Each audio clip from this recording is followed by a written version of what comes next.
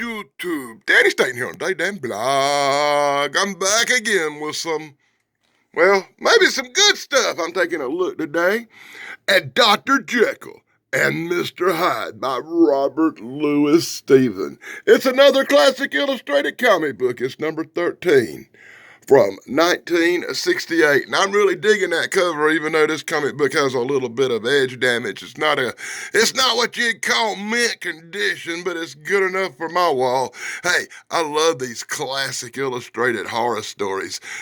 As you can tell, I've done a couple of them lately. Hey, anybody remember Dr. Jekyll and Mr. Hyde? Oh, you know I'm gonna do this. That's right, I wouldn't be me if I didn't whoop out a little video trailer to remind you of Dr. Jekyll and Mr. Hyde by Robert Louis Stevenson. Good and evil are so close as to be chained together in the soul. Man is not truly one, but two. Now supposing we could break that chain, separate those two selves, free the good in man and let it go on to its higher destiny, and segregate the bad. Let it destroy itself in its own degradation. Good heavens. Why, Dr. Jekyll? Hopelessly insane. This is pure balderdash. You're dealing with things it would be better not to mention for your own sake. There might be trouble.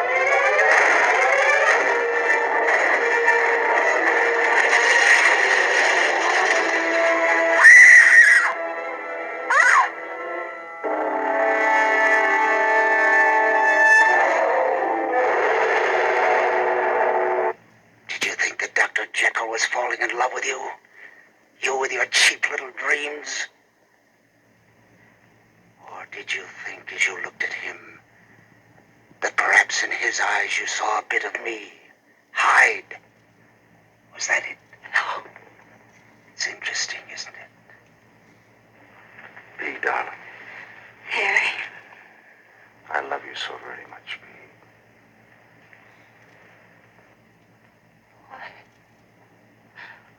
I ain't as bad as you might think. You liked me once a little, didn't you? Honest, that night you walked out of my place, I laughed at you. But I didn't laugh after you'd gone. I kept wishing you'd come back. Now once more, Lanyon. Will you let me take this glass and go? No. Why should I? For your own sake, Lanyon. Do you want to live on as you have? Or do you want to have your safe peace, your reason even, blasted by a sight that would shock the lowest fiend in the inferno?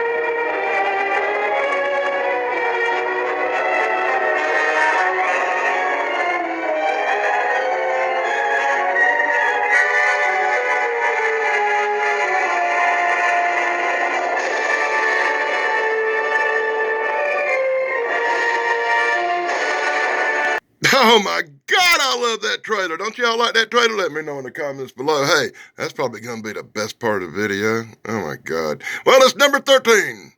Let's bust open Classic Illustrated, Dr. Jekyll and Mr. Hyde. And inside the front cover, you get a hardback bound edition of Classic Illustrated. You could have ordered right here back in 1969.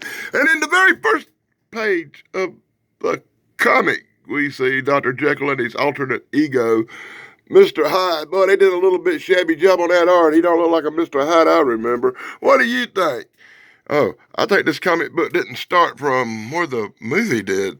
So info panels brought to you by the Daily Damn Blog. We get started. We see the story. Dr. Jekyll explaining to his assistant and a couple of other goose that Well, you saw it. There's a difference in man. They're not ready for the difference in man. Dr. Jekyll gonna shoot himself up. Dr. Jekyll gonna do experiments on himself. Dr. Jekyll being watched by the law already. Yeah, I'm already hating this comic book. Yeah, the art looks pretty good.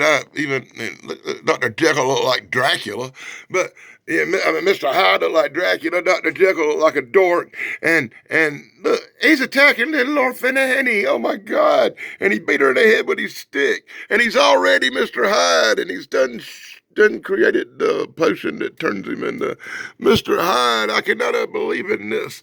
Oh. Maybe he's not Mr. Hyde. Maybe that's just some evil man. Nope, that's Mr. Hyde. Mr. Hyde looking all Frankenstein-y now. Village people beat Mr. Hyde with umbrellas and sticks. Yeah, I kind of don't get it, you know. You said I had the laboratory and the casserie. You said I had Mr. Hyde. Dr. Jekyll making up some potion that turned him into it. You skipped all that. You went straight to he's turned into a goof. He's running around attacking people. He's robbing people. The cops are hot on his trail, looking like leprechauns. His former assistant seems to be searching for him because he knows he's turned into Mr. Hyde, and I just want to pull my hair out and scream already. But I guess we're just going to go with it and get a shoe shine from the shoe shine boy. Shoeshine Boy kind of looks like Roy down there shining some shoes in Puerto Rico for $1.50. Anyway, they're on the case. They're looking for Mr. Hyde. Mr. Hyde is creeping around with his hat turned down. His laboratory assistant has finally got Mr. Hyde. And he says, hey, we can bring you back to Dr. Jekyll, but Mr. Hyde's not interested. He wants to stay in control. There's only one thing to do. We're going to have to call in a specialist to help. No, you mustn't call in a specialist. I am in control. And so the assistant goes in search of a specialist. And he goes to the incomparable Mike Blazy's the butler. Oh my God, I just noticed that. He goes into the incomparable Dr. Wilson. He's going to get Dr. Wilson to help him, but we did not know that Wilson had a butler named Blazy. Alrighty, so he goes and talks to Dr. Wilson. Dr. Wilson says, well, anything that can be done can be undone. We'll make a cure. I don't really think Dr. Jekyll needs a cure, because Dr. Jekyll then turned back to Dr. Jekyll, went down to the lab, did some mixing, did some Caucasian, and did some stuff, made him another drink, turned back into Mr. Hyde. Dr. Jekyll likes being Mr. Hyde. No matter what his lab assistant does, there ain't going to be no cure for that. He had it like Michael Marone's dad. And now we get the classic illustrated montage of Mr. Hyde being Mr. Hyde. Mr. Hyde going amok. Mr. Hyde doing experiments. Mr. Hyde drinking more so he can stay Mr. Hyde. Now, Dr. Jekyll's lovely bride-to-be is wondering why he's spending so much time away. And the assistant stalks Mr. Hyde and says, hey, Mr. Hyde, you know, we can fix you. Mr. Hyde's like, I don't want to be fixed. And shows him just how much he don't want to be fixed with a cane upside the head and a stomp and a beat down. And the lady run over there and try to stop him. She gets smacked down for her troubles too. Mr. Hyde will not be trifled with as they find the body of this goof. And the cops are all like, why, Mr. Hyde? And they get a description of Mr. Hyde from the girl who survived. And then they go in search of Mr. Hyde. Mr. Hyde done dropped something. Mr. Hyde dropped something addressed to Dr. Jekyll. So that puts them on the case to go check out Dr. Jekyll as the assistant identifies the body. Dum da dum dum. And now we get a couple of pages of the cops. The cops doing their investigation. Then cops canvassing the neighborhood. And oh my God, the neighborhood looks like a dump. Anyway, the cops everywhere, they're asking questions. They're asking every old lady they see about Mr. Hyde. And asking and asking. And asking some more, and asking some more, and canvassing some more, and asking some more, and searching some more, and canvassing some more. And Mr. Hyde the whole time is right under their very noses. Oh my God. And we get more searching and more discussing and more talking and more searching and more discussing and more talking. Finally, apparently, He done changed back into the doctor. And the doctor gonna lounge around and hide in plain sight from all these goofy cops looking for Mr. Hyde. No, I ain't seen no Mr. Hyde. I'm just old Dr. Jekyll over here. Yeah, I'm a little kind of disappointed in this comic book, I have to admit. I had to take a visit from the sponsors. Sicko Dr. Jekyll gets letters from himself. Oh my God, when you write letters to yourself, you know you got a mental problem, right? Oh my God. Well, anyway, I'm lost on this one. I really am. I can't understand why they don't just arrest him. They know he's the assistant guy done told the police he turned into Mr. Hyde. They just don't believe him. Dr. Jekyll's like, no, that can't be. He ratted me out. And the police don't even believe him. And oh my God, the cop's like, could it be a possibility? As the newspapers call out that they're on the search for Mr. Hyde. So even though this goofy assistant's telling these goofy bastards, he telling them, hey, you know this guy turns into Mr. Hyde and it's all like a medical thing. The cops are just totally in disbelief. And I remember none of this from the movie. Does anybody remember this part being in the movie where the assistant's ratting him out all the way around? So once again, they're canvassing the town looking for Mr. Hyde, and while he's Dr. Jekyll's walking around treating the girl that got attacked by Mr. Hyde. Oh my God, she don't even know it's him because she's kind of an idiot. But look, he don't look like Mr. Hyde, but he's all goofed up. He goes back, he takes a read. He's sweating bullets. He's playing with Halloween stuff, apparently. Oh, my God. Goofy's mixing him up something. You know, he can't take it. He can't take it. He has to go all Mr. Hyde every chance he gets. Oh, my God. Anyway, he drinks the potion, and Mr. Hyde's creeping to town again. He was doing so good. He was hiding in the shadows. He was keeping it out of sight. And now, well, I don't think this is going to go well. So info panels brought to you by the Daily Dan blog. Mr. Hyde returns because Goofy drank the potion. Yeah, Mr. Hyde's going around beating people in the head with a stick and taking all their loot. Dave, Sunstorm, this is not the good stuff. He drinks some more potion. He turns back. Oh my God, what have I done? So, Dave Sunstorm, do you call this book the good stuff? I'm leaning towards not. Yeah, oh my God. And be sure to check out Dave Sunstorm here on YouTube and his incredible brother, Steven Sunstorm. You can find them guys on YouTube, and I strongly suggest you check out the good stuff, guys, as well as my friend, Thrash Pondo Pons. He's here to save every one of us. You can find him on YouTube as well as Pat McCormick at the Golden Rage of TV. Special shout out to Pat McCormick for letting me use his music for the theme for my show, 13 O'Clock Live, which you can see every Saturday night. You can see it tonight with a special movie. I'm not going to tell you what. And be sure to check out Big Guy's 45's BK on the air and the Live and Sad in this channel, as well as My Flock is Everywhere. I love the good stuff, people. So info panels brought to you by the Daily Dan blog. We get back to this miserable nightmare, Dr. Jekyll and Mr. Hyde from 1969 by Robert Louis Stevens. So as the police beat down the doors, tearing up the town looking for Mr. Hyde, Dr. Jekyll lays down for a good night's sleep. Dr. Jekyll wakes up in a sweat. Dr. Jekyll looks in the mirror and sees Mr. Hyde and realizes, God darn it, they're going to get me. He runs to the lab and mixes up a concoction and drinks it real quick, just in time to see Bleezy walk in. I guess he hired Bleezy away from another guy to be his butler after the other guy got murdered. And he sees Dr. Jekyll. Dr. Jekyll sitting in his chair with his hands on his face, all depressed, as the cop feeds the pigeons and thinks it over. Where could Mr. Hyde be? What a dumb cop. And the epitome of stupidity. Oh, my God.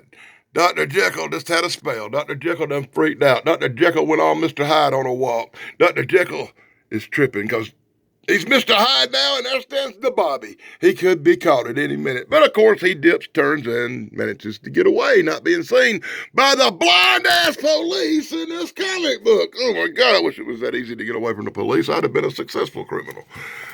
Anyway, Mr. Hyde's a-lurking. Mr. Hyde's a-creeping. Mr. Hyde's a-tripping. Mr. Hyde's writing Dr. Jekyll some more freaking letters, apparently.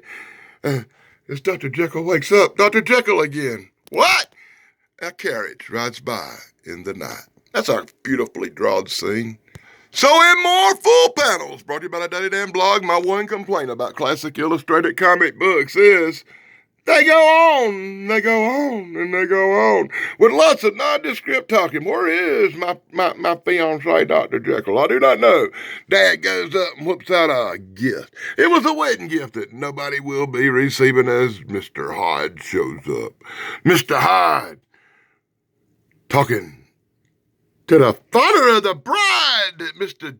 Jekyll's supposed to marry. Like, if you ever want to see Jekyll again, I'm gonna need some money. So he takes the guy's money, buys up some lab stuff. He said, I'll bring back Dr. Jekyll for you. He whips out the package, which was some lab equipment, mixes up some stuff, and takes a big gulp, and suddenly, look, I am Dr. Jekyll. I told you if you helped me, I would bring him back. And now the guy's amazed. Father of the bride's like, how can this be? So he's a scientist too, so he's gonna get some help from this guy, I think, as Bleezy shows up to announce there is something wrong, sir. Wah, wah, wah. That's right, we're gonna get pages and pages of Butler Bleezy ratting Dr. Jekyll out to the police.